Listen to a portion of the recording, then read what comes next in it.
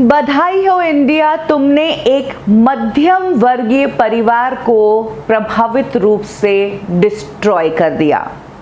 ये स्टेटमेंट कल दिया है इंद्रजीत चक्रवर्ती ने, जो कि सुशांत सिंह राजपूत केस के वन ऑफ द अक्यूज्ड है। रिया और शौविक के पिता हैं, एक रिटायर्ड आर्मी डॉक्टर हैं। आपको बता दें कि कल जब शौविक को गिरफ्तार कर दिया गया और उसके गिरफ्तारी की खबर आई और शाम में खबर आई कि रिया चक्रवर्ती को समन किया जाएगा, उसके बाद इंद्रजीत चक्रवर्ती का ये एक स्टेटमेंट आया जिसमें उन्होंने भारत को बधाई दी है कि तुमने मेरे बेटे को गिरफ्तार करवा दिया और अपने प्रभाव से एक मिडिल क्लास फैमिली को डिस्ट्रॉय कर दिया। लेकिन किसी के जस्टिस के लिए ये जस्टिस बहुत जरूरी है। जय हिंद।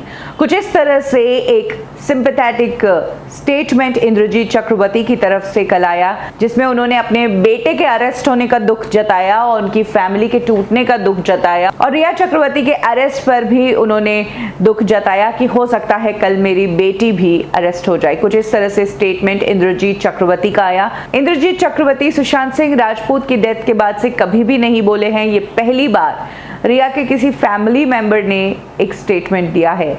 इंद्रजीत चक्रवर्ती ने रिया के एनसीबी के सामने पेश होने से ठीक एक दिन पहले ये मैसेज दिया। उन्होंने इंडिया को थैंक किया। ये बात बहुत अजीब लगती है क्योंकि इंडिया जो है वो कभी भी ये नहीं कह रहा था कि रिया को ड्रग्स के मामले में अरेस्ट करो। यानी कि ये ड्रग्स का मामला तो इंडियन ऑडियंस को क्या सुशांत की फैमिली को भी नहीं पता थी। यही कारण है कि उन्होंने एफआईआर में भी ड्रग्स को लेकर कोई बात नहीं लिखी। उन्होंने लिखा गलत संगत में है, कुछ गलत हो रहा है और पैसा इस्तेमाल किया। उन्हें तो पता ही नहीं था उनके बेटे का पैसा जो इस्तेमाल हो रहा है वो किन चीजों के लिए हुआ।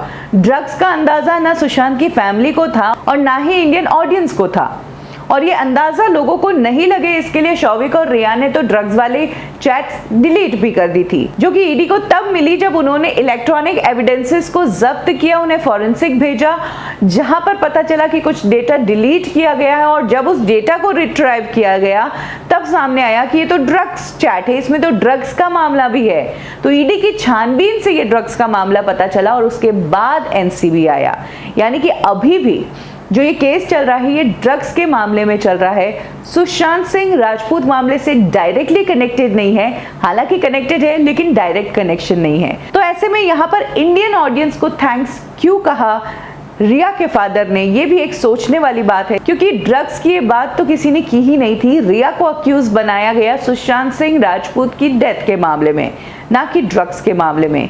ये मामला तो छानबीन के दौरान सामने आया कि अच्छा इन चीजों में भी रिया चक्रवर्ती डील करती थी। तो ये है रिया के पिता का दुख। लेकिन एक तरफ दुख सुशांत सिंह राजपूत के पिता का भी है, जिन्होंने 74 इयर्स की एज में, जिस एज में एक पिता का बेटा सक्षम हो जाता है और पिता आराम करता है क्योंकि बेटा सब कुछ संभाल लेता है या बेटियां सब कुछ संभाल लेती है, उस एज में उस पिता ने किस हिम्मत से सुशांत सिंह राजपूत को मुखाग्नि दी होगी। जिस सुपरस्टार बेटे से वो आखिरी बार मिलके गए थे मुंबई से, उन्हें क्या पता था कि नेक्स्ट टाइम वो जब अपने बेटे को देखेंगे तो वो मौत की चिता पर लेटा हुआ होगा। उन्हें क्या पता था कि जिस बेटे के जन्म से पहले उन्हें और उनकी वाइफ को इतनी तपस्या करनी पड़ी थी और जो बेटा इतनी दुआओं के बाद पैदा हुआ, उस बेटे की डेथ के बाद उन्हें इस तरह से जस्टिस के लिए पेशियों पर जाना पड़ेगा और उनके ऊपर कीचड़ उछाला जाएगा कि उनके बेटे से रिश्ते अच्छे नहीं थे, उनकी बीवी से रिश्ते अच्छे नहीं थे। बेटे के जाने के दुख से तो उभर भी नहीं पाए और उससे पहले ही फैमिली पर इस तरह से कीचड़ उछलने लग गया। अगर सुशांत सिंह राजपूत की फैमिली की जीत भी होती है तो वो सिर्फ सुशांत सिंह राजपूत के डेथ के लिए जस्टिस होगी, उन्हें उनका बेटा वापस नहीं मिलेगा। इंद्रजीत चक्रवर्ती के पास रिया और शौविक वापस भी आ सकते हैं अगर वो गिल्टी प्रूव नहीं हुए।